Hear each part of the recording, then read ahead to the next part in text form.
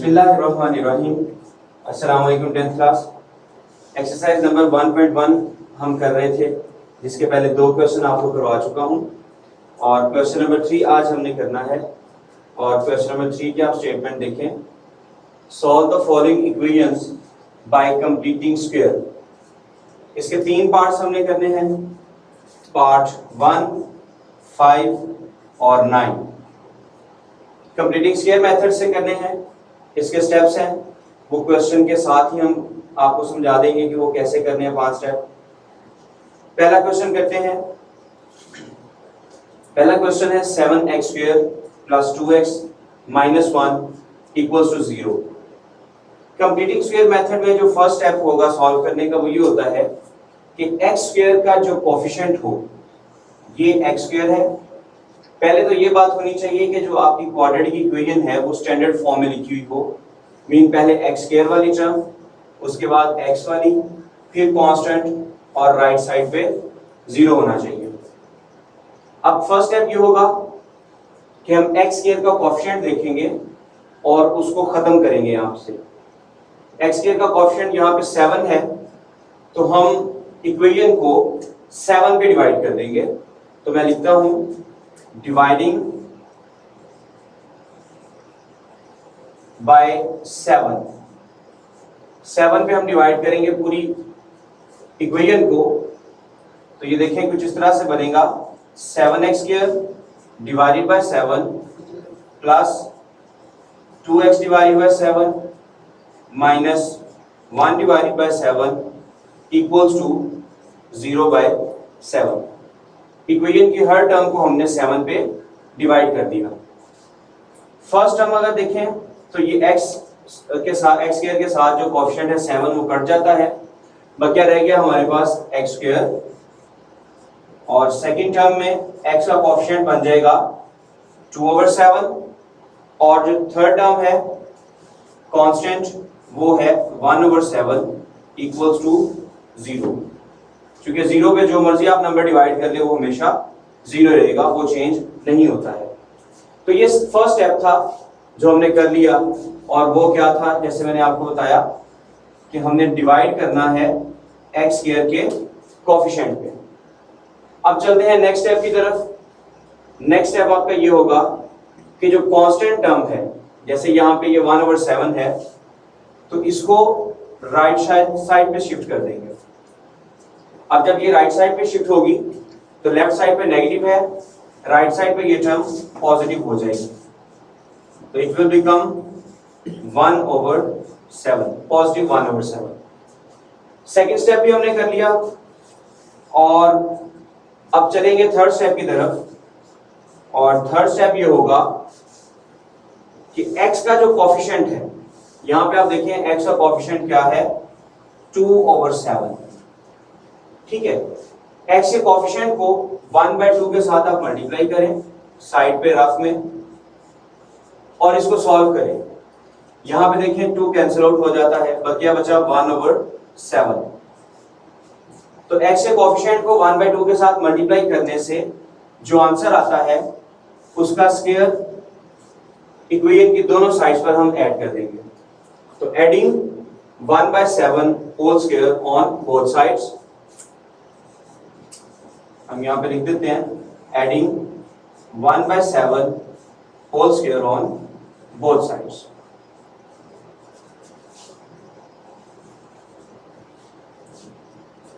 तो ये left side पे ऐड करते हैं पहले x² plus 2/7x plus 1/7 whole square equals to, right side पर पहले से मौजूद 1/7 है, इसमें ऐड हो जाएगा 1/7 स्क्वायर। तो थर्ड स्टेप में हमने क्या किया, जो x का कोफिशिएंट है उसको हमने 1/2 के साथ मल्टीप्लाई किया और जो आंसर आया उसको स्क्वायर लिया और दोनों साइड पे हमने क्या कर दिया, उसको ऐड कर दिया। अब इसको सिंपलीफाई करते हैं। जो लेफ्ट साइड है, लेफ्ट साइड कंप्लीट स्क्वायर बन चुकी है, x² plus 2/7x plus 1/7 whole square ये कंप्लीट स्क्वायर का फॉर्मूला बन चुका है। मैं आपको साइड पे बताता हूं कि ये कैसे स्क्वायर का फॉर्मूला बन चुका है। आप देखें एक्स स्क्वायर तो डेफिनेटली फर्स्ट टर्म का स्क्वायर है, और ये 1/7 जो है ये सेकंड टर्म है जिसका स्क्वायर दिया हुआ है। दरमियान में 2/7 है, तो इस पे हम डिस्कस कर लेते हैं कि ये जो 2/7 है, 2/7x, क्या ये 2ab बनता है या नहीं बनता। आपको पता है कि फॉर्मूला दो तरह के होते हैं, एक a plus B whole square वाला होता है जो कि होता है a square plus 2ab plus b square. अब देखें ये a स्क्वायर और b स्क्वायर तो मौजूद है जो कि x स्क्वायर और 1/7 होल स्क्वायर है, और दरमियान में जो 2/7x है इसको हमने देखना है कि ये 2ab की फॉर्म बनता है या नहीं बनता है। तो आप देखें हम फॉर्मूले के मुताबिक यहाँ पे मैं 2 लिखता हूँ, a की जगह पे फर्स्ट टर्म यानी कि x है, और b की जगह पर सेकंड टर्म जो कि क्या है 1/7। तो आप इसको सॉल्व करें तो ये बनता है 2/7x। ठीक है, तो ये जो दरमियान वाली टर्म है ये 2ab की फॉर्म बन रही है। हमने देखा कि ये जो 2ab है ये सॉल्व करने से 2/7x बन रहा है। इसलिए इसका मतलब ये हुआ कि जो लेफ्ट साइड है हमारे पास x square plus 2/7x plus 1/7 whole square, ये अब फॉर्मूला बन चुका है स्क्वायर का, mean a plus B whole square, यानी कि यहाँ पे a की जगह पे x है और b की जगह पर 1/7 है, तो ये बन गया x प्लस 1/7 होल स्क्वायर।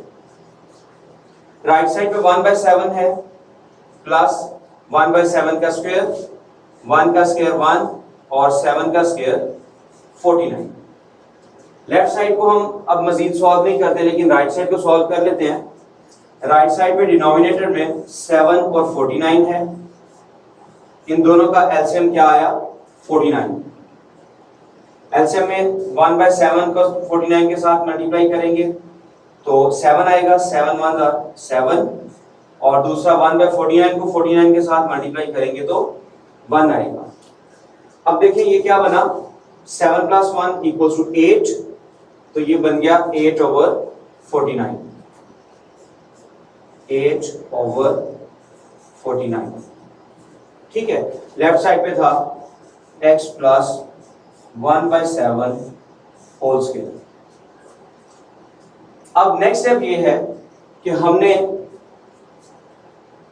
दोनों साइड पर स्क्वायर रूट ले लेना है।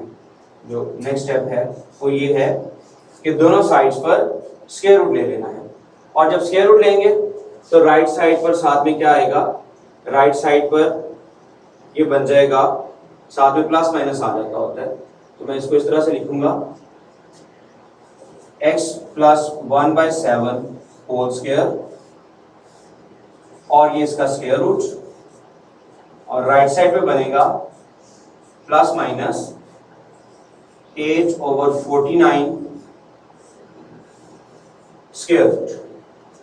ठीक है, तो आप देखिए लेफ्ट साइड पे स्क्वायर और स्क्वायर रूट कैंसिल आउट हो जाते हैं, जबकि राइट साइड पे जो है वो क्या बनेगा, राइट साइड पे 49 का स्क्वायर रूट 7 बन जाएगा,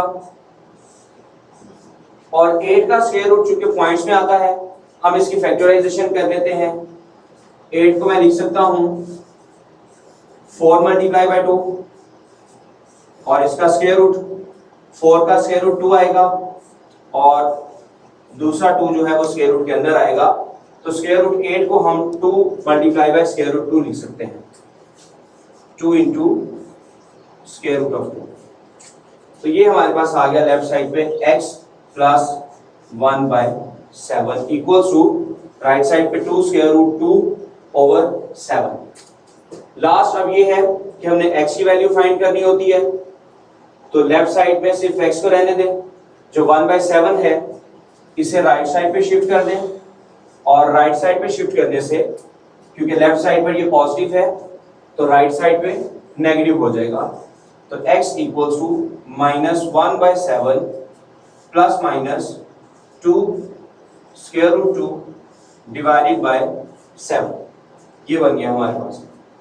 अब इसका एलसीएम ले लेते हैं, डिनोमिनेटर दोनों में 7 है, तो एलसीएम भी 7 आ गया।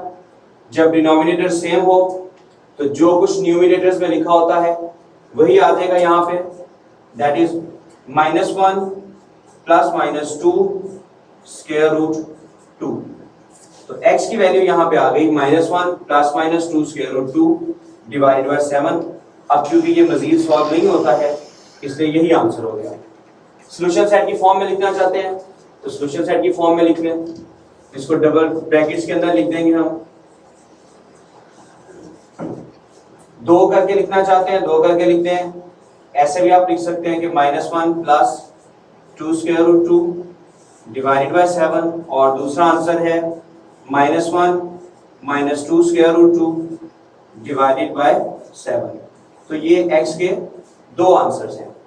अगर आप इसे जैसे यहाँ पे कंबाइन लिखा हुआ है ये भी ठीक है, या फिर अलग-अलग करके लिखना चाहें तो वो भी लिख सकते हैं।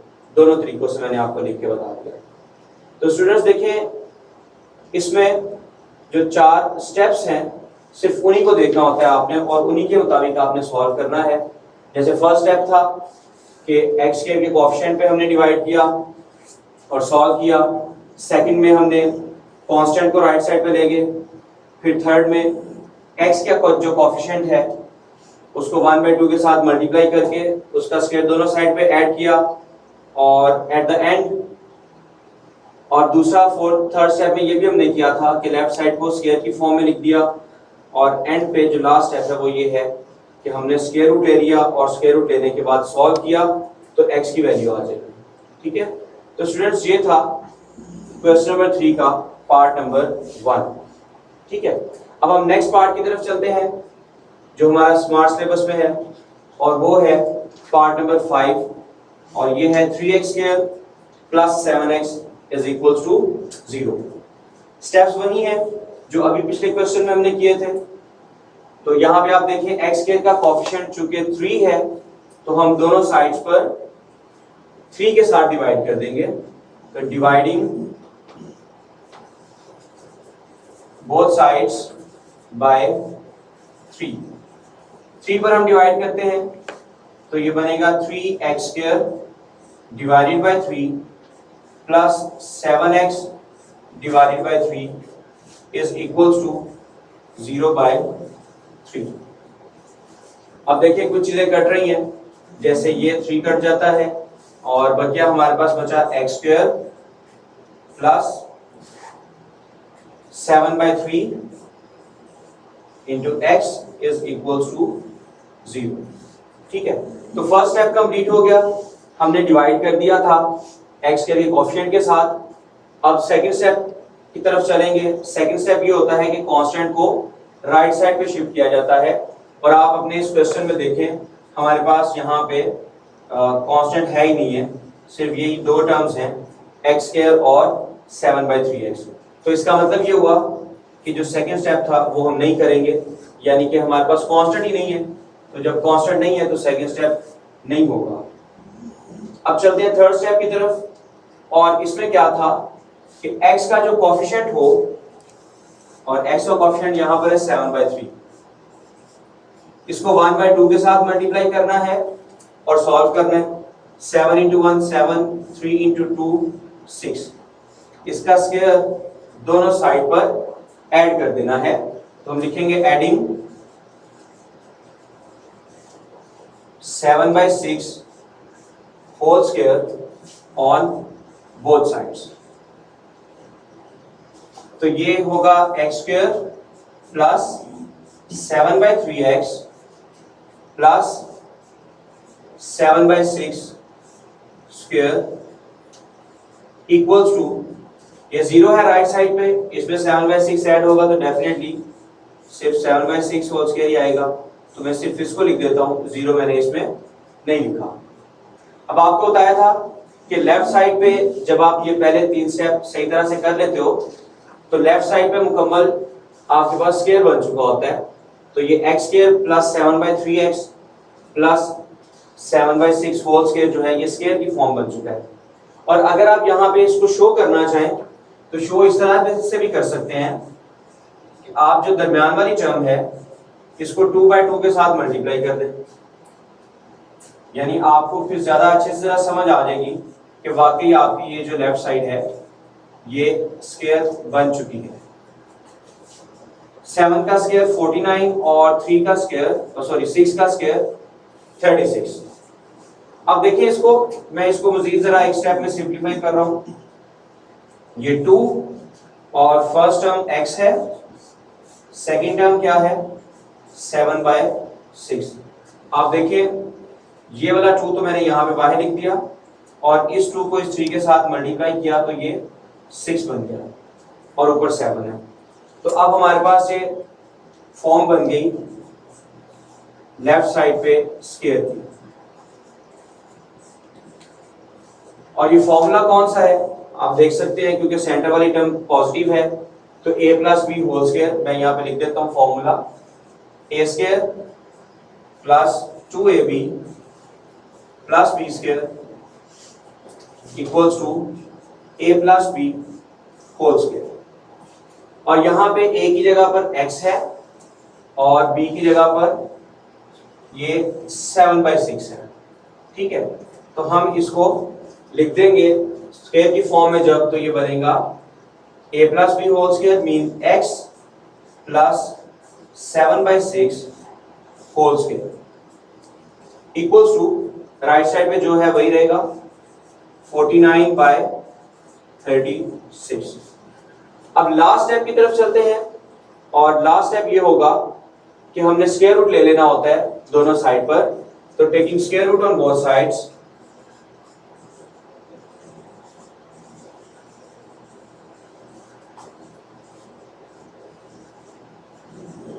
स्क्वायर रूट लेते हैं। जब भी स्क्वायर रूट लिया जाता है तो आपको बताया था पिछले क्वेश्चन में भी कि हम राइट साइड पर प्लस और माइनस ऐड कर देते हैं स्क्वायर रूट लेते वक्त। तो ये बनेगा plus minus square root of 49/36। ठीक है, लेफ्ट साइड पर ये स्क्वायर और स्क्वायर रूट कैंसिल आउट हो रहे हैं। इसको लिखते हैं अब हम, ये रह जाएगा लेफ्ट साइड पर x प्लस 7/6 और राइट साइड पे आ गया 49 का स्क्वायर रूट 7 और 36 का 6। लेफ्ट साइड पे सिर्फ x रहने देना है। ये जो 7/6 है इसको शिफ्ट करना है राइट साइड पे, तो ये बनेगा x equals to -7/6 plus minus 7/6।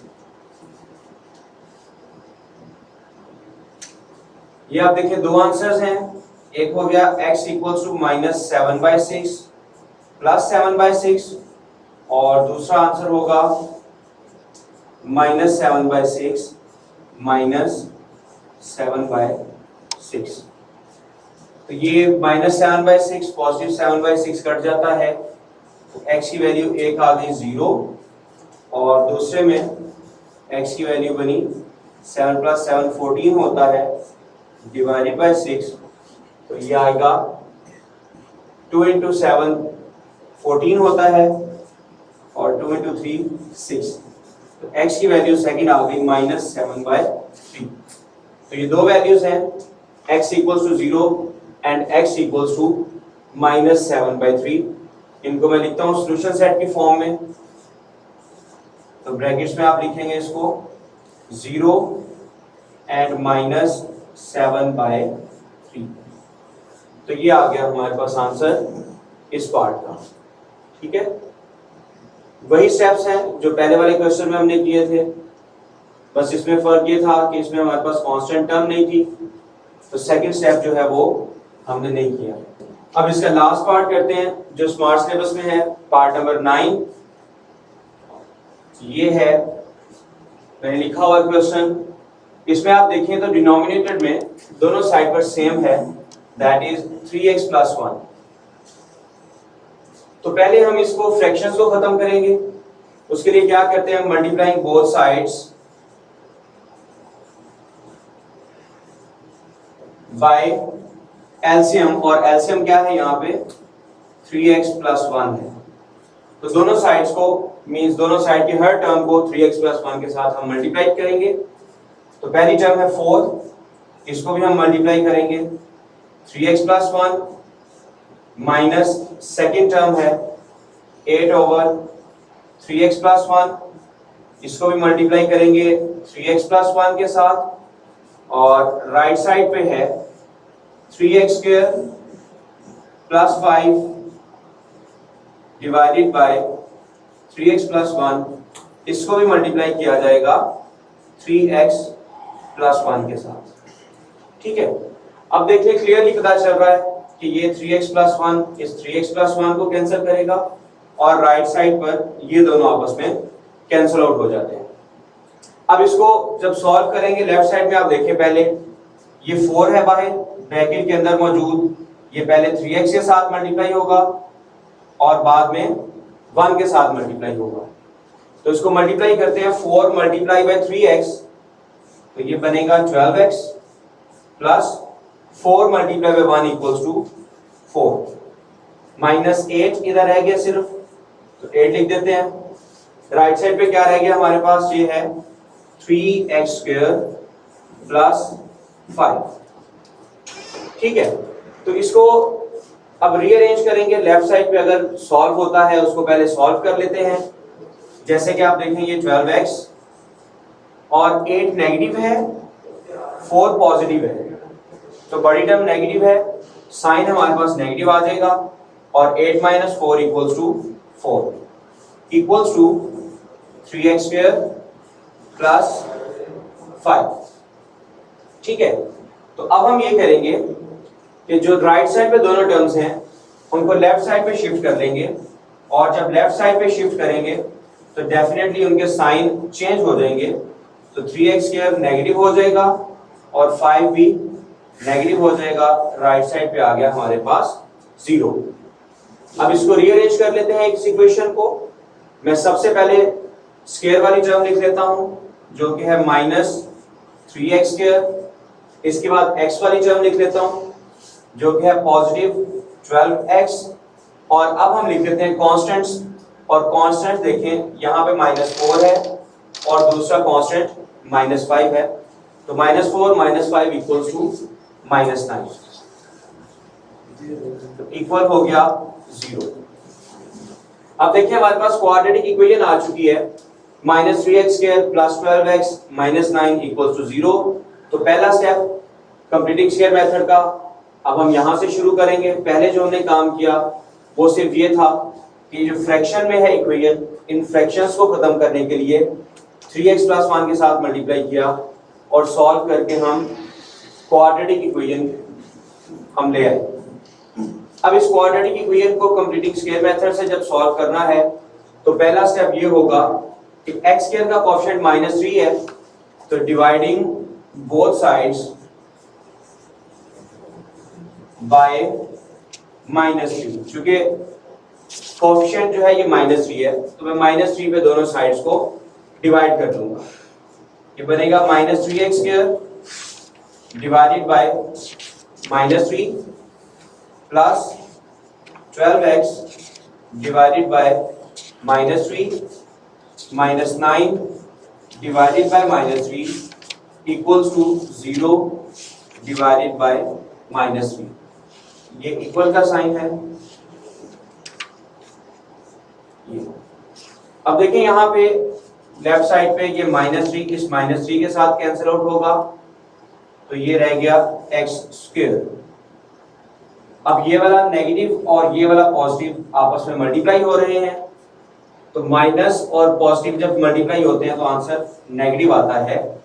और दूसरी बात 3 1 are 3 and 3 4 are 12, तो यहाँ पे आया 4x।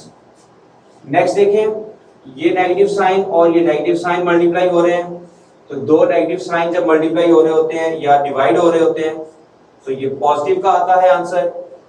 बाकी रहा ये 3 और 3 3 are 9, तो यहाँ पे आएगा 3 इक्वल्स टू राइट साइड पे बनेगा 0। अब आप देखें फर्स्ट स्टेप आपने कर लिया है जो कि क्या था कि x स्क्वायर के कोएफिशिएंट पे दोनों साइड पे डिवाइड कर दिया जो कि -3 था। अब सेकंड स्टेप ये होगा कि जो कांस्टेंट टर्म है कांस्टेंट टर्म, उसको हम राइट साइड पे शिफ्ट करेंगे, और राइट साइड पे जब शिफ्ट करेंगे इसका साइन चेंज हो जाएगा, तो ये आएगा x square minus 4x equals to -3। अब स्टेप 3 है, और स्टेप 3 ये होता है कि x के कोफिशिएंट को 1/2 के साथ आपने मल्टीप्लाई करना होता है, और सॉल्व करने से जो आंसर आता है उसका स्क्वायर दोनों साइड पर ऐड करना है। तो 4 को 1/2 के साथ मल्टीप्लाई करेंगे तो 2 आया, तो हम 2 का स्क्वायर दोनों साइड पर ऐड कर देंगे, adding 2 square on both sides. तो ये बनेगा एक्स स्क्वायर